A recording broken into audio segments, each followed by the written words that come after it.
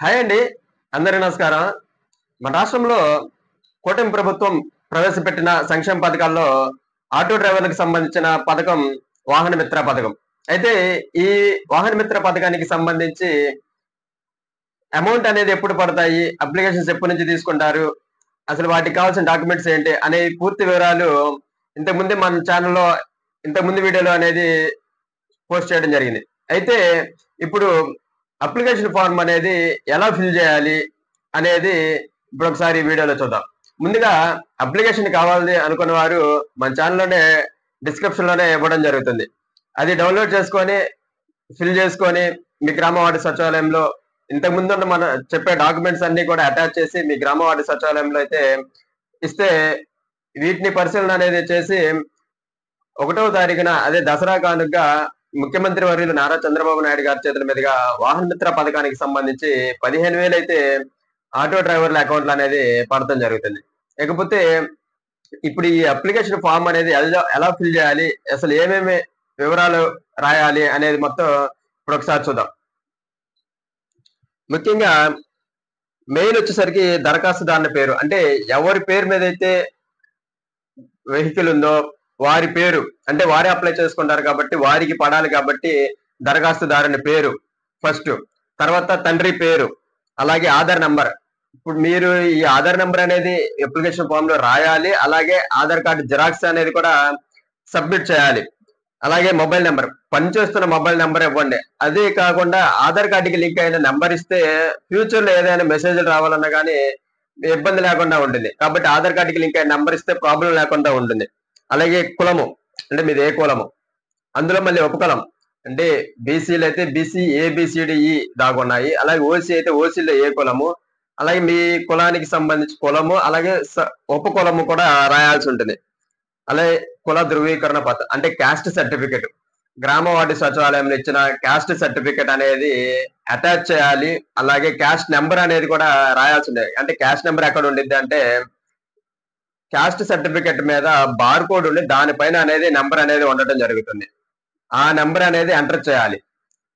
అలాగే బ్యాంక్ వివరాలు, మీకు మీ బ్యాంక్ అకౌంట్ అనేది ఇవ్వాలి. అలాగే ఎన్పిసిఐ యాక్టివ్ లో ఉన్న నెంబర్ అనేది బ్యాంక్ అనేది ఇవ్వండి. ఎందుకంటే ఎన్పిసిఐ ఇన్యాక్టివ్ లో ఉంటే అది కూడా కొంచెం పెండింగ్ అనేది రావచ్చు.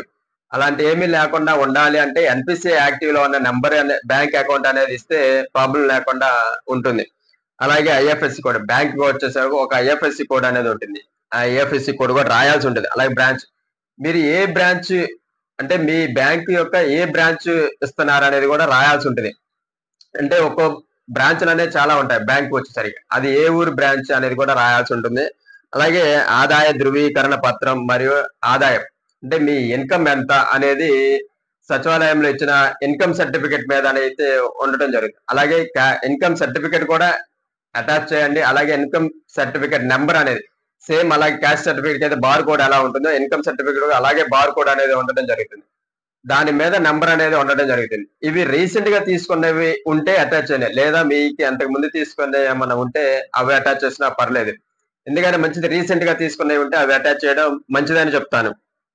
అలాగే చిరునామా, మీ ఆధార్ కార్డులో ఏ అడ్రస్ అయితే ఉంటుందో అదే అడ్రస్ రాయండి. ఒకవేళ టెంపరీ అడ్రస్ అయితే టెంపరీగా ఏ అడ్రస్ ఉంటున్నారో అది రాయండి. అలాగే వాహన రకం, అంటే 3 రకాల వాహనాలు అయితే ఇచ్చారు కాబట్టి అందులో ఆటో, మ్యాక్సీ, మోటార్ క్యాబ్, అంటే ఈ మూడిట్లో ఏ రకం అనేది ఇక్కడ టిక్ చేయండి.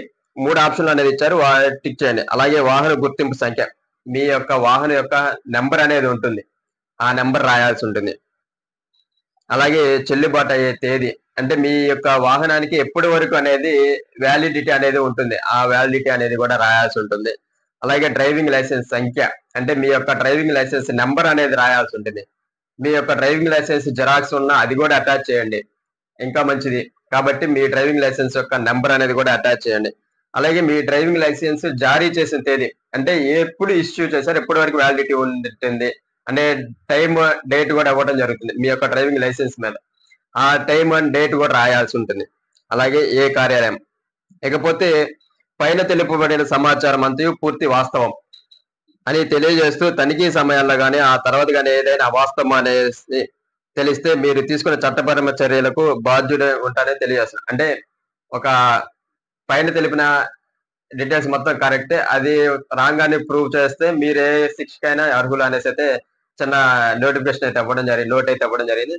దాని కింద మీ యొక్క దరఖాస్తు ఎవరైతే అప్లై చేసుకున్నారో వారి యొక్క సైన్ అయితే చేసి మీ యొక్క గ్రామ వార్డు సచివాలయంలో అనేది ఇస్తే వారు మండల అంటే ఎంఆర్ఓ గారికి వెళ్ళి అలాగే ఎంపీడీఓ గారికి వెళ్ళి అక్కడ వాళ్ళు సైన్లు అనేది చేసి పైకి అంటే గవర్నమెంట్ కి జిల్లా కలెక్టర్ లెవెల్లోకి అయితే మీ యొక్క అప్లికేషన్స్ అనేవి ఫార్వర్డ్ చేయడం జరుగుతుంది. ఆ తర్వాత మీ యొక్క అప్లికేషన్స్ అన్ని ఫార్వర్డ్ చేసిన అప్లికేషన్స్ అన్ని వాళ్ళు వెరిఫికేషన్ చేసి ఆ తర్వాత ఫైనల్ లిస్ట్ అనేది 24వ తారీఖున ఫైనల్ లిస్ట్ అనేది రిలీజ్ చేయడం జరుగుతుంది.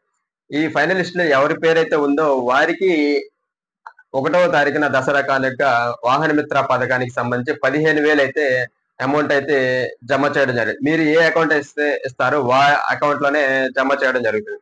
ఇకపోతే ఇంతకు ముందు ఉన్న గవర్నమెంట్ లో అప్లై చేసుకున్న వారి పేర్లు వచ్చినాయా లేదా అనేది ప్రస్తుతం మీ గ్రామ వార్డు సచివాలయంకి వెళ్ళి మీ యొక్క పేరు ఉందా లేదా అనేది చెక్ చేసుకోండి.